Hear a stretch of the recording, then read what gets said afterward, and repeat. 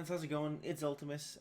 This video, I hope it doesn't come off as cheesy or too lazy, but there was some significant changes to the Holy Paladin Artifact weapon and the talents that are in here, and so I figured it'd be a good idea to go back and revise it.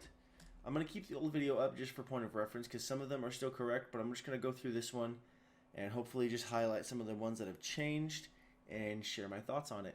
So hopefully this is received well and this doesn't come across as being lazy or a cheap attempt at a video. I do want to attempt to keep all of my information as accurate and up to date as possible. And it was brought to my attention that some of the talents here in the artifact weapon were outdated already. And so first and foremost, I want to say thank you to those of you who brought it to my attention. And I'm here to attempt to try to remedy that. And I know this is going to be hard to do with every artifact weapon simply because everything's constantly changing. And I guess that's the downside to attempting to get content out as quick as possible, especially since I don't have access to the actual beta itself. So I'm really having to get, not creative, but really just make this work with what I have access to. So hoping to, keep you guys as updated as possible. And I do appreciate you guys checking it out and coming back to see what's changed. So let's go ahead and take a look.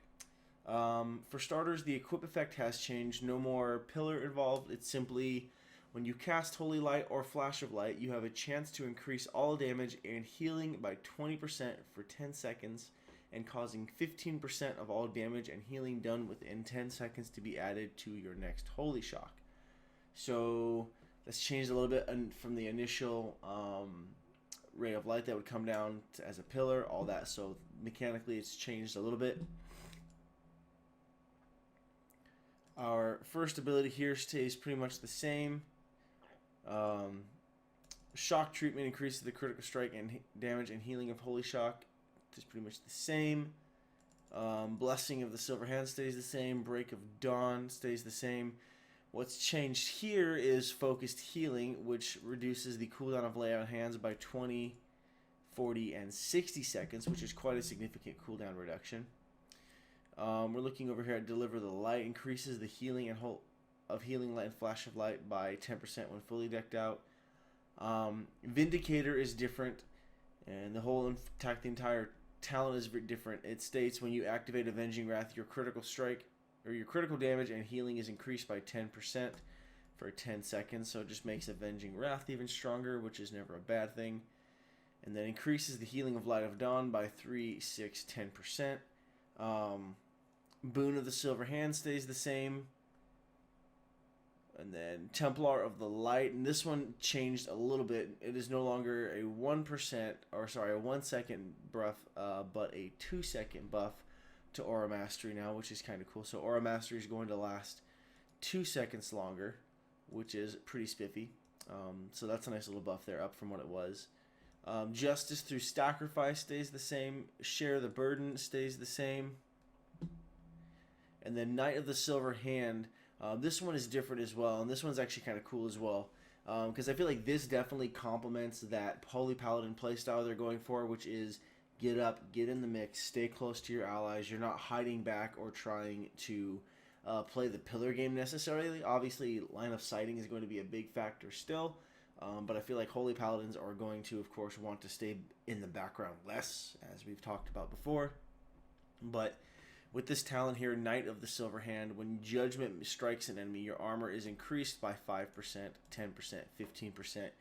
So again, it's like you're not quite battle healer in the sense of Discipline Priest, where you're healing through doing damage. But I feel like as a Holy Paladin, you're going to be in a position to where you're going to be able to hit enemies, and so you're going to want to. And this is further incentive for that.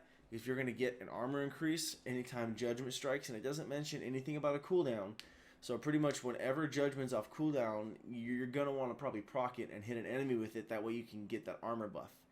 Because again, with more armor, less damage, which means you have to heal yourself less, and that's always a good thing. That means you can spend more time and focus and mana into healing your allies, which is definitely a good thing for sure. Protection of the Light has changed. It used to be to where you were able to cast it on an ally, which was pretty exciting, but that's no longer a thing.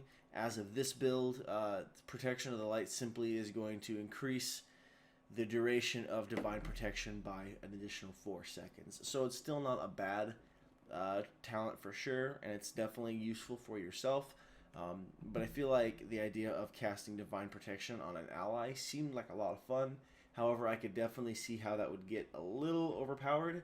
So while I'm kind of bummed with the changes there, I could definitely see why it was changed for sure. The light that saves. Now, this hasn't been changed necessarily. However, they did add the soft cap or the cooldown on it, and it states that this can only happen once every 30 seconds. So, once every 30 seconds, when your Beacon of Light target falls below 50% maximum health, your next heal will transfer 100% additional healing into your Beacon target. So again, now we have an idea of what the time frame is on that, and it can only occur once every 30 seconds. And then lastly over here we have the protection of tier, and it states Aura Mastery will now also increase the healing received by all allies within 40 yards by 15%. So this one has changed as well. No longer is it going to be buffing all your different auras, but now it basically is going to turn you into a healing radiator. It's a little space heater essentially, more or less. Anybody within 40 yards, when you pop Aura Mastery, is going to take an additional 15% healing. So, I mean, Aura Mastery in and of itself is already great since it protects you from being interrupted or silenced, all that good stuff. And so that's just going to make that even more potent, obviously, because you're not going to be able to interrupt or silenced, and those heals are going to be 15% more effective, which is definitely a good thing.